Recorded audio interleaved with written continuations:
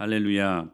오늘 아침에 저희들이 긍휼에 대해서 말씀을 들었잖아요. 그런데 그 긍휼을 어떻게 베풀어야 될 것인가 실제적인 적용점을 몇 가지 말씀드리겠습니다. 첫째로 관심 갖는 것입니다. 하나님의 사랑을 그 불쌍히 사람들을 보게 하시는 것을 무엇으로 시작해야 되냐면 관심 갖는 것으로 시작해야 된다는 것입니다. 그러니까 긍휼히 여기는 자가 복이 있고 그 사람들은 긍휼히 여김을 받을 것이다라고 말씀을 하시잖아요. 우리가 주님의 그 사랑, 그 긍휼을 경험을 하게 되었다면 누군가를 우리가 긍휼히 여기고 사랑해야 되잖아요. 그러기 위해서 첫째로 적용점이 뭐라고요? 관심 갖는 거예요. 관심 갖는 거. 결국 누구를 사랑한다는 것은 그 사람에게 관심을 갖는 것에서부터 시작합니다. 그렇죠? 우리가 누군가랑 사귈 때 결혼하기 전에 뭐 탄다고 그래요? 썸 탄다고 하잖아요. 그 썸이 바로 관심의 단계입니다. 그러므로 모든 사랑의 출발은 바로 관심에서부터 시작되는 것입니다. 성숙한 관계, 깊이 있는 관계에 도달할 수 있는 핵심이 바로 여기에 있다는 거예요. 우리가 한 가정의 가장으로서 뭐에 관심을 갖느냐에 따라서 가정은 그렇게 거기에 몰두하고 살아가게 되어 있습니다. 가장이 낚시에 몰두하면 가정이 엉망이 돼요. 뭐 골프나 이런 거에 집중하다 보면 가정이 엉망이 돼요. 뭐 독서, 술과 도박, 유흥, 뭐 이런 거 등등. 긍정적으로는 가장이 믿음에 집중하고 믿음으로 어떻게 살아가야 될 것인가 관심을 갖다 보면 그 가정은 행복하지. 그러니까 한 가정의 가장이 무엇에 관심을 갖느냐에 따라서 그 가정이 거기로 흘러가게 되어 있다는 것입니다. 그래서 가장의 관심이 전체의 진로를 결정하는 것처럼 우리가 뭐에 관심을 갖느냐에 따라서 하나님의 교회도 그쪽으로 흘러가게 되어 있다는 사실입니다. 세리 마태의 변화가 바로 그 예입니다. 오늘 9절에 보니까 9절 다시 한번 볼까요? 9절 시작. 지나가시다가 마테라 하는 사람이 세간에 앉아 있는 것을 보시고 여기 예수께서 그곳을 떠나 지나가시다가 마테라 하는 사람이 세간에 앉아 있는 것을 어떻게 하셨다고 말씀하세요? 보셨다라고 말씀하십니다. 여기 보셨다라는 말씀이 헬라 언어로 에이고라는 말인데 에이도 무슨 말이냐면 주의 깊게 관찰하다라는 말입니다. 그러니까 관심 가졌다는 거예요. 예수님이 세상에 세리 마태를 주의 깊게 관찰하고 있었다는 거예요. 그냥 지나가는 사람 우연히 그냥 스쳐 그냥 지나가면서 우리 얼마나 많은 사람들을 봅니까? 걸어가면서 그렇게 우연히 그냥 보고 지나치는 것이 아니라 이 마태를 에이도 주의 깊게 관찰했다는 거예요. 주의 깊게 관심 가졌다는 것입니다. 마태가 세례인 것과 또한 그 마태가 지금 무슨 일을 하는가에 대해서 관심을 갖고 주의 깊게 그렇게 관찰했다는 사실이에요. 예수님은 세리 마태에게 관심을 보이셨습니다. 평생 세리가 뭐예요? 이스라엘 종족들이 가장 매국노라고 그렇게 상대도 하기 싫어하는 직업군이었잖아요. 배신자라고 손가락질 받는 사람. 누구 하나도 그래서 말도 건nem없이 외롭게 고독을 친구 삼아서 힘들게 살아야만 했던 그 사람이 이 세리 마태였어요. 마태. 그런 그에게 예수님께서 자상하신 관심 어린 눈으로 마태를 관찰하며 주목하고 계셨다는 것입니다. 평생 받지 못한 과분한 관심과 사랑 때문에 마태의 마음이 녹아지기 시작했다는 사실이에요. 사랑하는 여러분, 오늘 예수님이 저와 여러분들을 에이도 주의 깊게 관찰하시고 저와 여러분들에게 관심 가지시고 저와 여러분들을 구원이라는 놀라운 축복 하나님의 자녀 삼아 주셨으므로 그 은혜가 얼마나 감사합니까? 그러므로 긍휼히 여김을 받은 저희들이기 때문에 여러분 우리 또한 긍휼히 여김을 이제는 행할 수 있는 사람들이 되어야 된다는 거예요. 주님께로 관심 받은 저희들이기 때문에 우리도 누군가를 관심 갖고 이제는 예수 그리스도의 사랑을 증거해야 되는 사명이 있는 사람들이라는 거예요. 여러분 멀리 가지 마십시다. 제발. 여러분의 남편을 여러분 관심 갖고 관찰하세요. 사랑하는 눈으로. 여러분의 아내를 멀리 가지 마세요. 여러분 관심 갖고 그렇게 여러분 관찰하세요. 내 아내가, 내 남편이 어디가 아픈가? 내 아내, 내 남편의 마음이 어떻게 힘들고 있는가? 그 감정의 추이를 좀 잘 살피시고, 내가 이런 말을 하면 싸움이 일어나겠구나. 이런 말을 하면 분명히 예상이 되잖아. 이런 말 하면 안 되겠구나. 내가 좀 더 부드럽게 다가서야 되겠구나. 내가 더 온유한 마음으로 다가서야 되겠구나. 여러분 관심 가지세요. 다른 사람들한테 여러분 좋다고 평가 들으면 여러분 뭐예요? 하나님은 다 하시는데 그 하나님이 여러분 비웃으실 것 같아. 가장 사랑하는 가까운 사람한테 인정받고, 그래서 여러분 제자 훈련의 첫 번째 원리는 가장 가까운 사람한테 칭찬받고 인정받는 거예요. 교회 가서 아무리 잘하고 아무리 인정받아도 내 가까운 내 남편, 내 아내로부터, 내 자녀들로부터 내가 인정받지 못하면 그거 여러분 거짓말쟁이 아닙니까? 거짓말쟁이 아닙니까? 그래서 우리 은혜마을교회에서 장로가 되려면 가장 마지막 관문이 거기에요. 마지막 관문이 아무리 헌신적으로 아무리 여러분 잘해도요, 결국 디모데전서 3장에 보면 그런 말씀 있잖아요. 감독의 조건 중에 자기 집을 잘 다스려야 할지니라. 가로 열고 정확히 그렇게 써 있어요. 자기 집을 다스리지 못하는 사람이 어떻게 주의 집을 다스릴 수 있을 것인가. 가로 닫고 그렇게 해석이 되어 있어요. 그러니까 가장 가까운 사람한테 자기 집, 자기 아내, 남편 그리고 자녀들로부터 인정받지 못하면 그 통과되지 못하는, 우리 장로님도 그래서 마지막 그 통과해가지고 장로로 피택이 된 겁니다. 우리는 마지막에 그거 물어볼 거예요. 아내들한테. 당신의 남편이 우리 은혜마을교회 장로가 되기를 원하는데 장로로서 흠이 없고 점이 없고 완벽한 그러한 하나님의 사람으로 쓰임받을 수 있겠습니까? 물어볼 거예요. 근데 그때 정확하게 이야기해야 돼. 가정에서 땀난다고 거짓말하면 안 돼. 네, 거짓말하는 걸 다 알아 또 제가. 이게 마지막 관문이에요. 이게 무슨 말씀이냐면 가장 가까운 사람한테 인정받아야, 그러려면 그 긍휼의 마음이 가장 가까운 사람들한테 관심으로 펼쳐져야 된다는 사실이에요. 관심으로. 또 한 명의 세리 누가 있어요? 삭개오가 있죠. 그는 세리장이었습니다. 근데 이 세리장이었던 이 삭개오도 예수님이 다가가셔서 그를 우러러 보시고 뽕나무에서 내려오라고 권하면서 그를 만나는 기적이 일어나지 않았습니까? 할렐루야. 그런데 왜 이 일들이 가능할 수 있었을까요? 오늘 본문 13절 말씀이에요. 13절 시작. 너희는 가서 내가 하신 뜻이 무엇인지 배우라. 나는 의인을 부르러 온 것이 아니 죄인을 부르러 왔노라. 너희는 가서 내가 긍휼을 원하고 제사를 원하지 아니하노라. 하신 뜻이 무엇인지 배우라.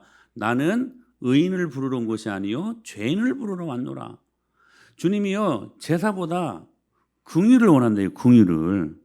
제사 예배를 무시하는 말일까요? 아니요. 긍휼이 있는 예배를 드리라는 거야. 하나님의 사랑을 경험하고 그 사랑을 나눠줄 수 있는 모멘텀이 될 수 있는 예배를 드리라는 거예요. 그 깔려 있는 근원적인 정신이 뭐라고요? 긍휼이야, 긍휼. 그러니까 지금 예수님이 그 세리 마태를 관심 가졌던 배우의 그 정신이 뭐였냐면 긍휼이야, 긍휼. 예수님에게 긍휼한 마음이 있었어요. 세리 마태를 향한 긍휼한 마음이 있었어.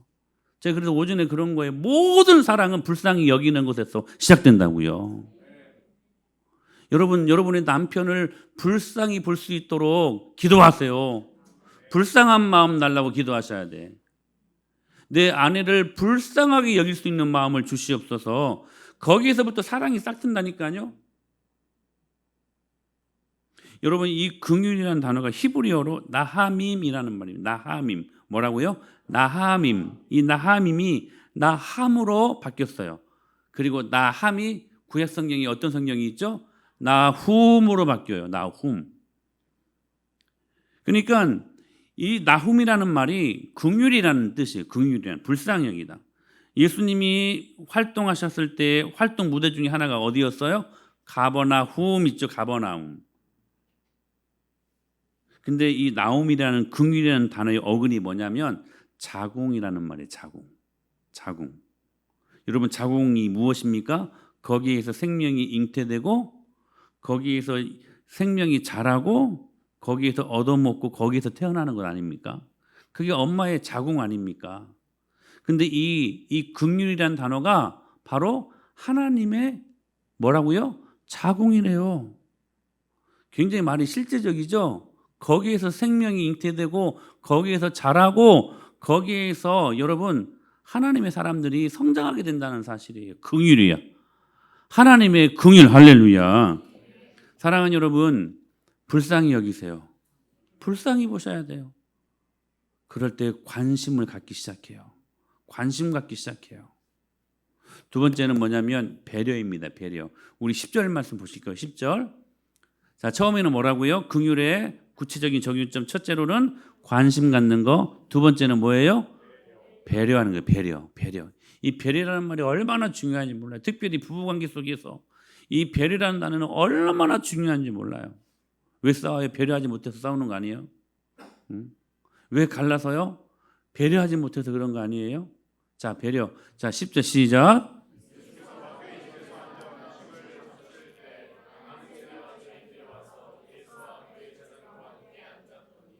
예, 보세요. 자, 예수님이 마태의 집에서 앉아 음식을 잡수실 때에 많은 세리와 죄인들이 와서 예수와 그의 제자들과 함께 앉았다고 말씀하십니다. 자, 여러분의 관심이 열매 맺기 위해서 반드시 필요한 게 뭐냐면 관심과 그리고 실제적인 배려가 있어야 된다는 배려. 이게 굉장히 중요한 말이에요. 오늘 9절에 보니까 마태가 세관에 앉아 있는 것을 보시고 나를 따르라 하시며 마태를 부르셨죠. 그리고 난 후에 기계적으로 너는 내 제자니까 이렇게 해라 명령하시기보다는 예수님은 더 세심한 배려를 마태에게 아끼지 않았어요. 마태가 세리라는 것, 또한 다른 많은 세리들과 죄인들 함께 지금 앉아서 밥 먹고 계셨잖아요. 근데 그 죄인들 가로 열고 문둥병자들, 병자들, 창녀, 귀신 들린 자 모두를 말하는 거예요. 그 중에 하나가 세리라는 직업군이었어요. 근데 그들과 함께 했다는 거. 예수님 분명히 이 일들로 바리새인들에게 꼬투리 잡힐 수 있는 상황, 자신의 공생의 사역에 계속 따라다니면서 빌미를 잡힐 수 있는 상황, 그런 상황이라는 것을 예상했었을까 못했을까? 예상했어요. 죄인들과 함께 밥 먹고 함께 거한다는 그 자체가 그 바리새인들 종교 지도자들에게는 분명히 꼬투리 잡힐 것들이었다는 거예요. 그렇게 예상했음에도 불구하고 예수님은 마태라는 한 영혼을 얻기 위해서 자신의 안위와 자신의 모든 상황이 그렇게 중요하지 않았던 거예요. 이것이 바로 마태에게 행했던 예수님의 구체적인 긍휼의 한 도구였다는 사실이에요. 그게 뭐예요? 배려. 아주 실제적인 것이었어요. 사랑하는 여러분, 우리의 배려가 영혼을 구원하는 데에 놀라운 도구로 사용됩니다. 그러므로 영혼을 얻기 위해서라면 실제적으로 돈도 쓸 줄 알아야 돼요. 돈을 왜 하나님 우리에게 주셨습니까? 그런데 사용하라고. 그리고 시간도 아낄 줄 몰라야 돼요. 시간도 쓸 줄 알아야 되고, 영혼을 얻기 위해서라면 건강도 사용할 줄 알아야 되고, 그것이 바로 불신 영혼을 향한 우리들의 배려입니다. 야곱이요, 분노한 형 에서의 마음을 사기 위해서 그가 선택한 방법은 아주 구체적인 배려였어요. 뭐였냐면 선물 사고 하는 거였어요. 본인의 모습은 흉측하게 그 전날 야복강가에서 하나님의 사랑 가지고 씨름했잖아요. 이 골반 얻어 터져가지고 지금 쩔뚝거리고 있잖아요. 본인은 이 행색이 완전히 초라한데 그가 선물을 갖고 막 에서를 맞이하는 거예요. 그 마음에 에서가 녹아져 버려요. 그리고 죽이려고 달려왔는데 오히려 그를 안고 헝헝 울면서 화해하는 극적인 장면들이 일어나고 있지 않습니까? 여러분, 이게요 실제적인 배려의 모습이라는 거예요. 이게 참 한 영혼을 얻기 위해서 선물이라는 거 참 중요한 거예요. 선물. 여러분, 누군가에게 우리가 복음을 증거할 때 말로만 하지 말고요, 선물하세요. 선물. 만약에 자신이 맛있게 음식을 할 줄 안다면 맛있게 뭐 전을 부친다거나 뭐 도토리 무침을 한다거나, 그렇게 복음을 증거할 이웃들에게 여러분 빈손으로 가지 말고 맛있는 것으로 대접하면서 복음을 증거해야 된다는 사실이 실제적인 배려. 그 선물이요 사람들의 마음을 삽니다. 제가 안양에서 부목사로 사역할 때 일인데요. 이 월요일이 이제 쉬는 날이잖아요. 목사들이 월요일에 쉬는 날에 집에서 쉬고 있는데 갑자기 밖이 막 떠들썩한 거예요. 막 그 동네였는데 그냥 아파트 단지 아니고 단독주택 있는 그 옛날 그 동네들 있잖아요. 그 동네였는데 듣고 보니까 음식물 쓰레기통을 받아가라는 거예요. 막 음식물 쓰레기통을 받아가라고. 앞으로는 이 음식물 쓰레기통에 버리지 않으면 안 된다고 다 받아가라는 거였어요. 그래서 저는 이제 안양시에서 나온 줄 알고 이거 안 받으면 안 되겠구나 해가지고 총알같이 늦게 나가면 못 받을 거야 해가지고 바로 뛰쳐나갔죠. 한참을 가보니까 그럴싸하게 차려입은 아저씨가요 음식물 쓰레기를 주면서 이 환경 오염의 아주 심각성을 막 연설을 하면서 하나씩 나눠주고 있는 거예요. 그런데 주위를 보니까 저만 남자지 다 아줌마예요. 다 아줌마. 그리고 다 할머니였고. 근데 뭐 창피한 무릅쓰고 공짜인데 하고 그냥 순서를 기다리고 있었습니다. 근데 곁에 서 있는 일행 같은 용모 준수한 아저씨가요, 그 쓰레기통 받으신 분들은 빈통으로 가기 아까우니까 이 선물을 담아준다는 거예요. 거기서 약간 의심이 들더라고요. 뭔가 싶었어. 그냥 음식물 쓰레기통이면 그것만 주면 되잖아요. 시에서 나왔는데 그 안에다 무슨 선물을 이렇게 담아준다는 거예요. 그래서 뭐 선물 준다니까 한 50m 떨어져 있는 그 포토용 차로 우리를 인도하는 거였어요. 아줌마 할머니들을 영문도 모르고 그냥 선물 준다니까 막 아줌마들 우르르 가니까 저도 그냥 막 우르르 따라갔어요. 막 그게 목사들도 필요 없어 그런 거. 그렇게 갔는데 포토용 차량이 밖에서는 사람이 못 보도록 천막으로 가리 딱 놓고 그 안으로 들어오라는 거예요. 이거 완전히 이거 좀 그랬죠 이제. 그냥 어떻게 들어갔어요. 거기까지 갔으니까. 그러더니 소위 이 말발로 말 주변으로 좋은 사람이 막 우리를 환영하면서 환영하는 의미로 잡고 작은 거 있잖아요. 한 포대를 선물로 딱 거기다 넣어주는 거예요. 기분 좋더라고. 정말 진짜 잡곡이니까. 그래서 한참을 이야기하더니 그 이야기에 이제 질문도 이제 하잖아요. 그러면 답 잘한다고 인삼 비누도 하나 막 주고 막. 그런데 뭔가 이상한 생각이 들었어요. 결국에는 이 사람들이 쓰레기통을 주는 사람이 시에서 나온 사람들이 아니고 황토 찜질 팩을 파는 사람들이었어요. 그걸 가장 마지막 선물인 것처럼 우리를 유인하고서 받은 선물 때문에 안 사면 안 되게 하는 그 수완으로 우리를 이렇게 오게 한 것입니다. 순간 내가 여기까지 왜 왔지 하는 그런 생각이 들었고 뛰쳐나가고 싶었는데 받은 선물 때문에. 그게요 여러분들 지금 그냥 웃잖아요. 절대로 안 그래요. 받은 선물이 있으면 절대로 못 나가. 그게 선물이 주는 묘한 매력이라고요. 이게. 그렇게 세상에 1시간 정도 그 설명을 듣고 있었네 거기서. 응? 날씨는 덥고 다리는 아프죠. 언뜻 옆을 보니까 그 교회에 성도도 한 명 있었어. 얼마나 창피해. 다행히 돈이 없어가지고 그걸 못 샀지. 돈 있었으면 꼼짝없이 그거 살 수밖에 없는 상황이었던 것 같아요. 무슨 말이냐면 선물이 주는 사람을 끌어당기는 묘한 매력이 있다는 거예요. 만약에 그 선물이라는 배려로 영혼을 살 수 있다면, 그리스도께로 인도할 수 있다면, 여러분 그 선물 우리가 좀 힘들어도 그거 각출해가지고 선물함으로 그 영혼이 교회에 나올 수 있다면 100번이고 그렇게 해야 되지 않겠습니까? 응? 돈이 아까워요? 하나님이 기뻐하시는 영혼을 살릴 수 있다면, 그런데 다시 말씀드려요. 여러분, 먼 이웃까지 가지 말자고요. 먼 이웃까지 가지 말자고요. 먼 이웃에게, 불신자들에게 이 말씀 적용하는 것까지 가지 말자고요.